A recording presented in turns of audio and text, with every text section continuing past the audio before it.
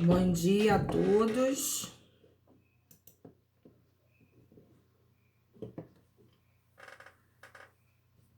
Iniciando nossa matéria, né? Quer dizer, iniciando não, terminando, não é isso? Graças a Deus.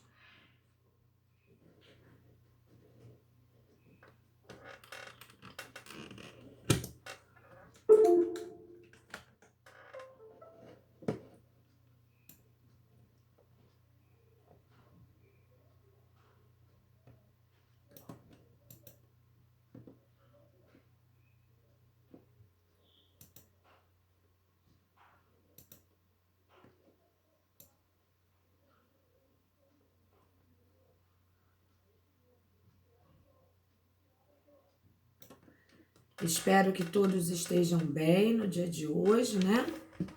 E que continuem bem. E podemos iniciar então no slide 40, né? Como eu falei, isso é a pedidos. Então, vamos lá, vamos tentar ser o mais breve possível, né? Então, vamos iniciar aí nosso materialzinho. Ao final da aula, a gente conversa sobre o que a gente tem que conversar. Fiquem tranquilos. Vamos dar o material primeiro, né? E depois a gente tira as dúvidas de todo mundo. Vamos lá. Podemos? Todos ouvindo muito bem?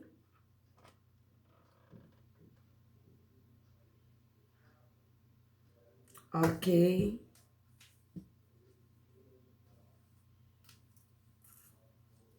Beleza. Então, vamos lá. Bom, o slide 39, ele fala sobre o princípio da confiança, né? Que esse princípio, ele em verdade, ele caminha em conjunto com a questão da culpabilidade, né? Onde as pessoas se baseiam na confiança para lidar com o outro. E eu diria assim que na questão da previsibilidade objetiva, e nós já inclusive comentamos sobre ele, né? Entretanto, algumas situações peculiares, o dever de cuidado deve ser o quê? Sempre redobrado. São os casos em que é absolutamente previsível que quem descumpre o dever de cuidado causará uma lesão a alguém. Portanto, se a gente não tiver os cuidados diários com a nossa vida, né, em relação aos atos que nós praticamos, às condutas que nós praticamos, nós acabamos criando uma lesão a um bem jurídico alheio, ainda que sem querer, né, sem objetivar aquilo ali. Mas isso pode acontecer, a gente sabe que acontece, é comum no nosso dia a dia, por questões inerentes ao ser humano, que muitas das vezes se traduz numa falta de cuidado, né? Exemplo, o médico-chefe do hospital está completamente alcoolizado no plantão. Atrás da bola vem a criança, né? Então, é prever o previsível. Se tem uma bola atravessando a frente do seu carro, naturalmente você tem que diminuir a velocidade e não acreditar que aquela bola ali está sozinha, né, gente? Uma bola não rola sozinha. Da mesma situação, a condição do médico no hospital. Como pode um médico achar uma pessoa tão qualificada para a técnica que vai estabelecer ali no paciente, achar que alcoolizado ele detém a mesma performance que se bom estivesse, né?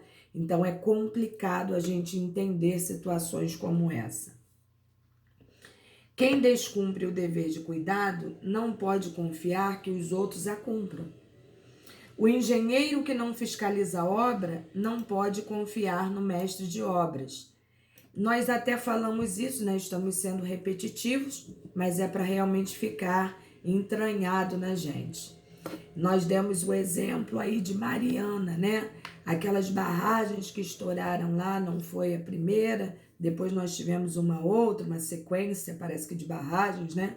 E aquilo ali tudo se traduz exatamente na questão da imperícia, na negligência e muitas das vezes na imprudência do atuar do cidadão, né? achando que nunca ocorrerá uma situação conflituosa para ninguém, uma situação danosa para ninguém, e de fato venha a ocorrer, não é isso?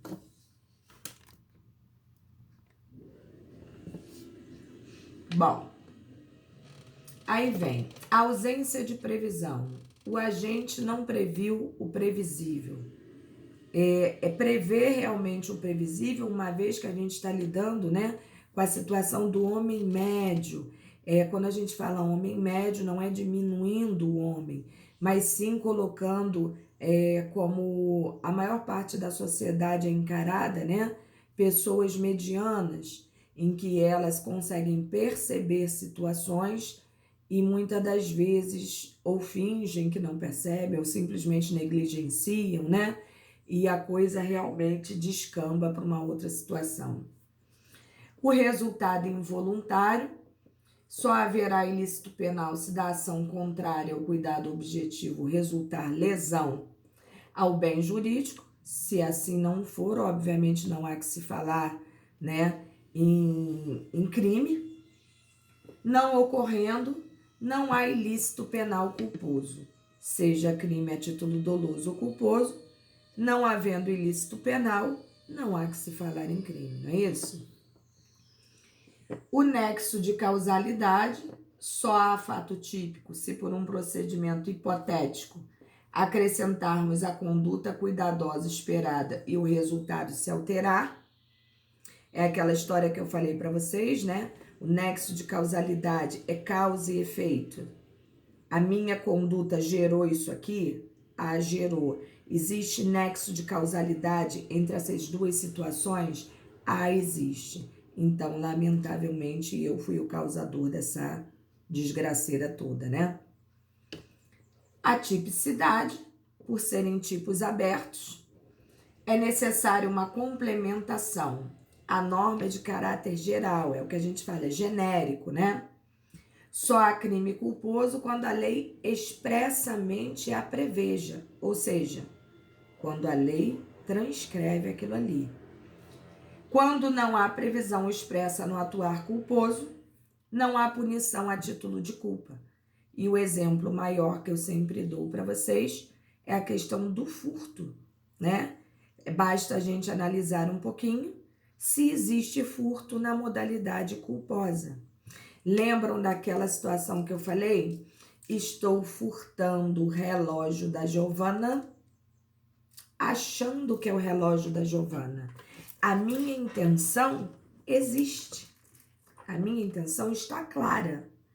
Mas quando eu meto a mão para pegar o relógio da Giovana, eu, lamentavelmente, para quem queria furtar, furto o meu próprio relógio que estava ali em cima, achando que fosse o da Giovana.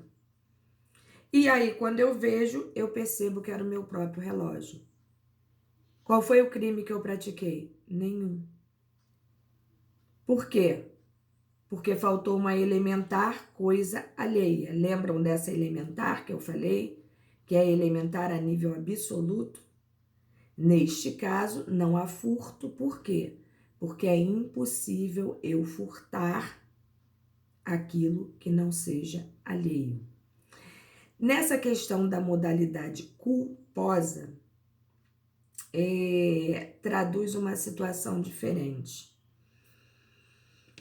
Alguém furta isso aqui sem querer furtar isso aqui? Não. Eu só furto isso aqui com a intenção de subtrair para mim ou para outra, desejando uma vantagem qualquer. Se eu não tenho essa intenção entranhada na minha cabeça, eu não pratiquei o furto, porque não existe furto na modalidade culposa. É isso que eu quero que vocês entendam. Observem o que eu estou falando e atentem para esse detalhe e vejam se existe essa possibilidade.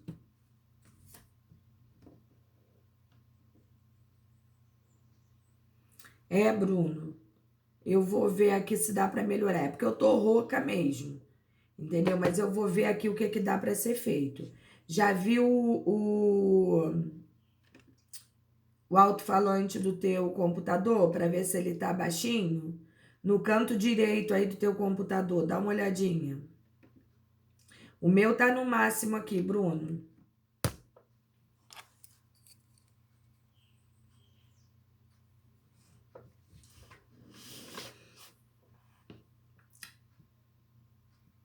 Melhorou? Vê se melhorou.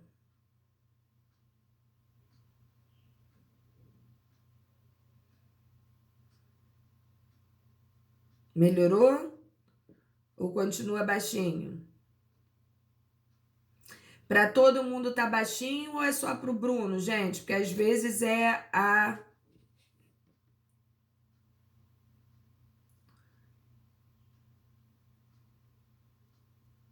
Tá. Caso você não entenda alguma coisa, Bruno, você me avisa, tá?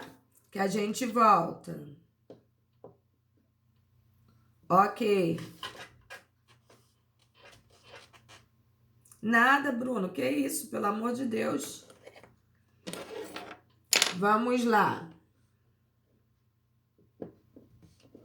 Vocês entenderam essa questão que não há punição a título de culpa quando não existe previsibilidade expressa? Vocês entenderam essa parte?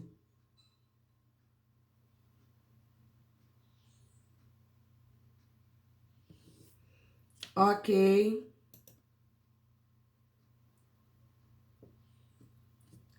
Então vamos lá. Não, Mayara. Tá. Presta atenção. Para que tenha previsibilidade de um crime a nível culposo, Mayara, tem que vir expresso na lei. Entendeu? A título de culpa e a título de dolo. Dolo, obviamente, é o que está geralmente no caput, né? As pessoas naturalmente expressam aquilo ali da maneira da conduta negativa. No entanto, quando vem no próprio crime, né, no artigo lá, tem que estar expresso no artigo a modalidade culposa. Quando o crime é praticado a título culposo, papapá, papapá, papapá. Geralmente vem escrito isso aí. Quando não existe essa previsibilidade, é porque o crime não está inserido, não é aceito naquela qualidade ali a modalidade culposa, como é o crime de furto. O furto, a gente só furta essa caneta aqui querendo furtar. Eu não tenho como furtar culposamente essa caneta. Ai, eu acho tão bonitinha. Será que tem algum problema eu levar? Não. Você só vai levar querendo levar. Não existe essa coisa de modalidade culposa para furto, porque necessita de uma vontade, né? E que essa vontade seja exteriorizada e que você pratique esse ato no mundo externo. Entendeu, Mayara? Mesmo? Ok. Bom, e aí vem as espécies de culpa, né? Que nós já comentamos, mas vamos comentar de novo, vamos passar por elas só para dar uma relembradinha. Ok, querida. Espécies de culpa, uma é a culpa inconsciente, né? É aquela na qual não há qualquer previsão do agente. O agente não tinha, não passava sequer pela cabeça dele essa condição, né? Culpa consciente, já deu uma mudadinha aí. O resultado é previsto pelo agente que espera sinceramente e de forma leviana que ele não sobrevenha ou que possa evitá-lo. Existe uma diferença. Na outra não tem previsibilidade alguma. Nesta o cara já imagina, mas ele também imagina que de forma leviana não irá acontecer, tá? Em nenhum momento ele quer que aconteça. Exemplo, o motorista que de propósito e querendo tirar um fino do pedestre, acaba por atropelá-lo. O pedestre tá na calçadinha ali, né? Andando muito na beirinha. Aí não tem aqueles caras assim que parece que o diabo atenta, né? Vamos dizer assim. E ele fala: ah, vou encostar ali, vou tirar um fininho com o meu retrovisor daquele cara para ele aprender a não andar mais tão na beiradinha da pista. E aí o cara, achando que não ia acontecer, que ia ser só um susto, ele acaba esbarrando no cara e o cara acaba caindo, se machucando, se ferindo, né? E aí acontece aquilo que não deveria acontecer. Na culpa consciente, embora haja previsão do evento, o agente não deseja que ela ocorra, não deseja a sua superveniência. No dolo eventual, que eu fiz esse paralelo ali, porque as pessoas têm o condão de confundir culpa consciente com dolo eventual. São inconfundíveis, apesar de muitas das vezes parecerem a mesma coisa. Mas a gente tem que ter em mente que eles não são a mesma coisa, uma vez que dolo é um querer, é uma vontade, e a culpa não. Então, eles jamais podem ser equiparados, tá? Então, vejam, no dolo eventual, o agente prevê o resultado. Não o deseja, mas também não se importa se ele acontecer. Ele não tá nem aí, é o famoso assume o risco. Ele não recuará sua atividade em razão da possibilidade de ocorrer aquele evento que ele já tinha previsto. Então, é muito diferente a culpa consciente do dolo eventual. Um sempre vai ter uma previsibilidade, o outro não. Um sempre vai haver uma situação de, ó, não tô nem aí. O outro não. O outro não quer que aconteça, não imagina que possa acontecer, tá? Mas há um desvio na conduta e acaba ocorrendo o fato quando é culpa inconsciente. No dolo, não. O cara simplesmente não tá nem aí. Para ele, tanto faz. Culpa imprópria, também chamada de culpa por equiparação ou por extensão. É derivada de erro de tipo, que é uma matériazinha muito gostosinha, que nós veremos muito mais e esmiuçadamente, como eu já falei para vocês, em Penal 2, né? E acredito que vocês vão gostar muito de Penal 2, tendo em vista que tira um pouco esse cansaço de norma o tempo todo, como nós falamos, né? E a gente vai falar, como diz um aluno meu muito querido, direito de verdade, né? A hora que eles entram, que a gente entra no sistema a nível de crime, e vocês vão passar a gostar muito mais. Então, vamos lá. É derivada do erro de tipo inexcusável ou do excesso das causas de justificação. O agente age querendo o resultado, mas sua vontade está viciada. Quando a gente fala que a vontade está viciada, é porque a vontade está equivocada. Ela está errada, tem um vício que a gente chama, é um defeito. A sua vontade é uma vontade defeituosa. É como se você estivesse tendo uma visão deturpada da realidade. Então, calma aí que a gente vai entender. O resultado, cadê? O agente age querendo o resultado, mas sua vontade está viciada. OBS aí, ó. Não existe culpa presumida em direito penal. Nunca esqueçam disso. Graus de culpa. Não há distinção de culpa em direito penal. Será levado em consideração apenas para aplicação da pena, tá? Não existe em direito penal compensação de culpas. Já a concorrência de culpas é admitida. A cada agente responderá pela conduta e pelo resultado produzido. Cada um vai dentro das suas responsabilidades e, na medida de sua culpabilidade, né, responder pelo ato praticado. Isso daí é uma coisa que a gente já sabe há muito tempo, não é isso? Bom, e aí vamos entender agora o que é erro de tipo, né? A gente falou de erro de tipo, a gente iniciou a nossa conversa, mas não chegamos a finalizá-la.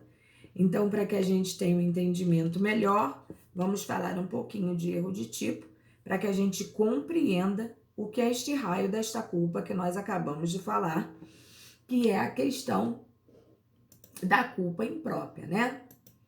Então, vamos lá. O erro é a falsa representação da realidade. Foi aquilo que eu falei para vocês. Quando a gente não percebe, de fato, o que está acontecendo e a partir disso, deste momento em que a gente perde essa percepção, a gente muitas das vezes comete atos que não deveriam ser cometidos se você tivesse a percepção real da coisa. Existem situações também que, por mais que a gente se esforce para perceber, é impossível que isso ocorra. Quando a gente tem uma falsa noção da realidade, mas que qualquer outra pessoa no meu lugar perceberia a mesma coisa, ainda que equivocado. Não estão me ouvindo, não?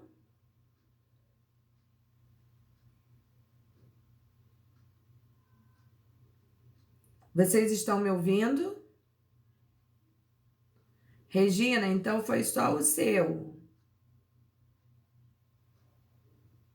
Melhorou, Regina? Se não melhorar, você desloga e loga de novo. Isso. Perfeito. Vou tentar falar mais alto. Na verdade, como eu falei, eu tô rouca, mas eu já tô quase gritando aqui. E tá no máximo. Quando eu acabar essa aula... Mas vamos lá, vamos entender. Existem situações que qualquer pessoa no nosso lugar perceberia a mesma coisa que a gente. Não teria como mudar aquela situação. Existem outras que, se a gente percebesse melhor, nós teríamos uma outra visão da realidade. Então, a questão da percepção, no sentido de erro de tipo, é uma coisa muito importante. Eu diria, inclusive, que salva vidas, tá? Percepção é uma coisa fantástica e que deve ser realmente analisada. Oi. Deve ser realmente analisada e estudada de forma a ser trabalhada na nossa mente, tá? Porque existem aquelas pessoas que são tão desligadas de tudo que elas não têm uma percepção real das coisas. E existem outras que têm uma percepção aguçadíssima, mas que em certos momentos qualquer outra pessoa no lugar dela teria a mesma percepção que ela, ainda que errada, não teria como mudar. Então vamos ver como é que isso funciona para a gente entender melhor. Até aqui tá tranquilo, gente?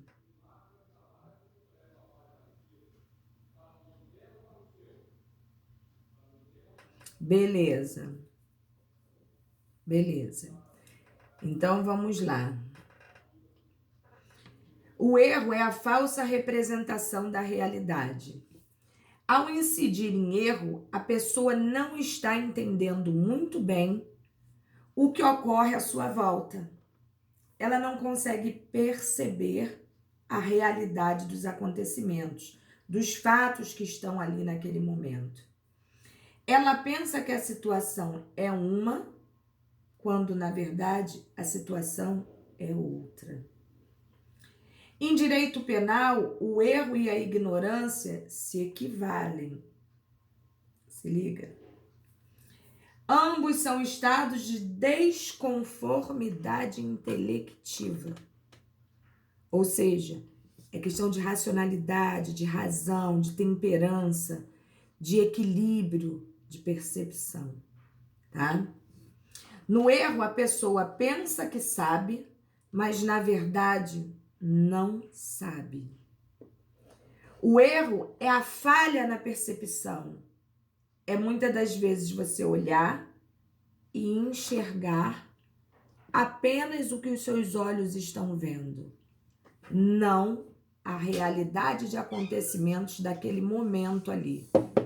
E quando você consegue perceber a realidade de acontecimentos, os seus olhos conseguem perceber tudo o que está ocorrendo no entorno. É a ausência de percepção. O erro pode acontecer em qualquer fato da vida de relações. No entanto, o erro que versa sobre o fato típico terá relevância jurídico-penal, tá? Por quê? Porque quando acontece um erro, afasta-se o dolo da atitude que você tomou. Coloquei até em vermelho aí para vocês, chamando atenção para esta situação. Toda vez que se caracterizar um erro sobre o fato típico praticado, o que é o fato típico? A conduta, a atuação do agente, o crime, a ilicitude por ele praticado. Toda vez que versar um erro, afastará o dolo. É como se justificasse o ato praticado. Mas vamos entender melhor como isso ocorre.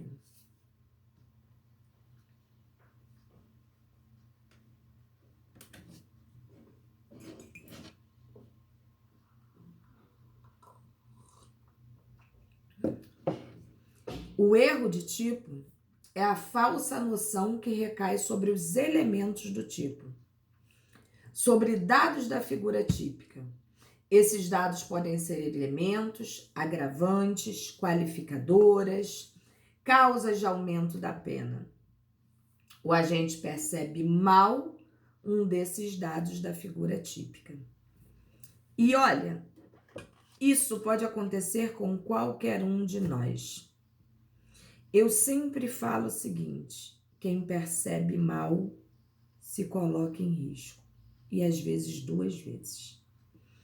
Exemplo: uma pessoa vai caçar na floresta, vê a folhagem se mexendo, atira pensando se tratar de um animal. Ao se aproximar, verifica que matou um homem.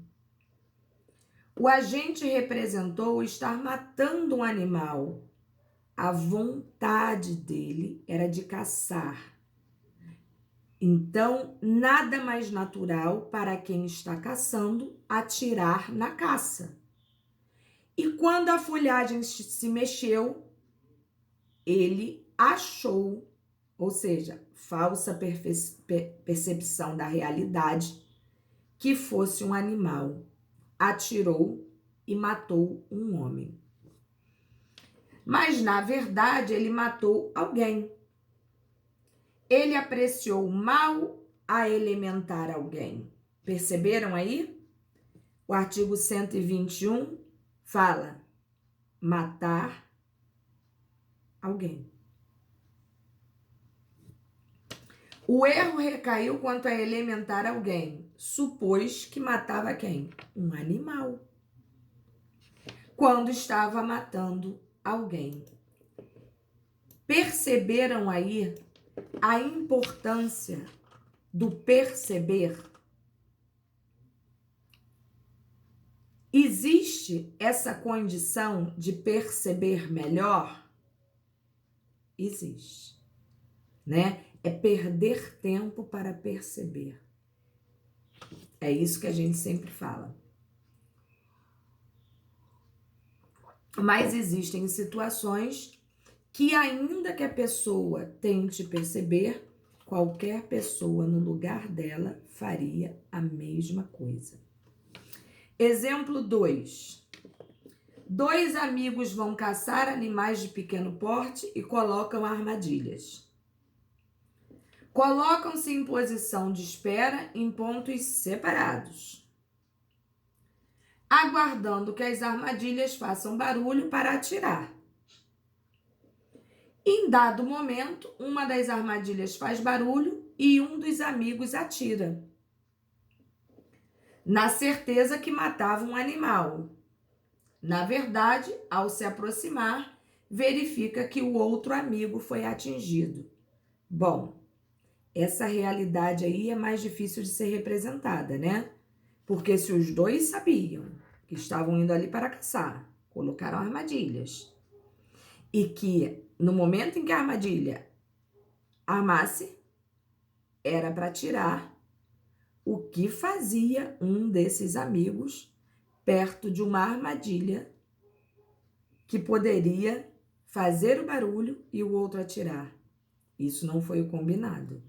Então, esse tipo de percepção aí é mais difícil ainda de ser percebido, tá? Aí é quase prever o imprevisível, né? Exemplo 3. No final da aula, um aluno pega o código, olha aí, gente. Um aluno pega um código penal, coloca em sua bolsa e vai embora. Quando chega em casa, verifica que aquele código não lhe pertencia. O aluno praticou um crime de furto, supondo que o livro era seu, incidindo em erro quanto a elementar alheia. Aí faço eu a pergunta a vocês: ele praticou o crime de furto?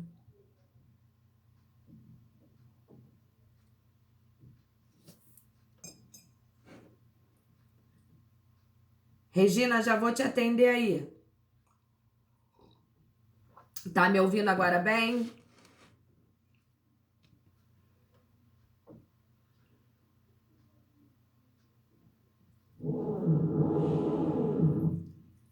Bruno, é o exemplo 3 aí, ó, do nosso slide 46.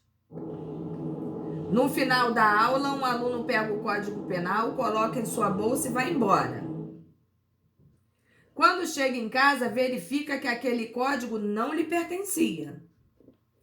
O aluno praticou um crime de furto. Na verdade, aí deveria ter até uma interrogação, né? Supondo que o livro era seu. Como assim? Incidindo em erro quanto a elementar alheia.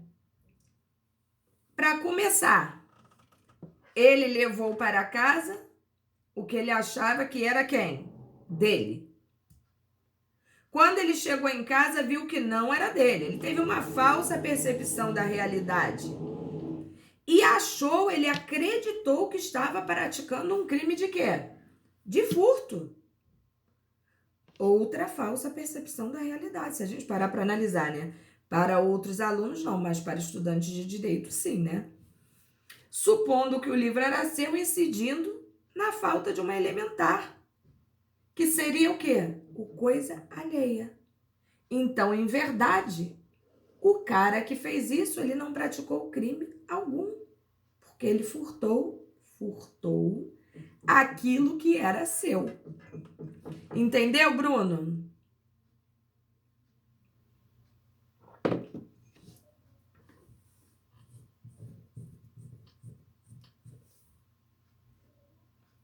Regina, deu para pegar aí? Você tá entendendo?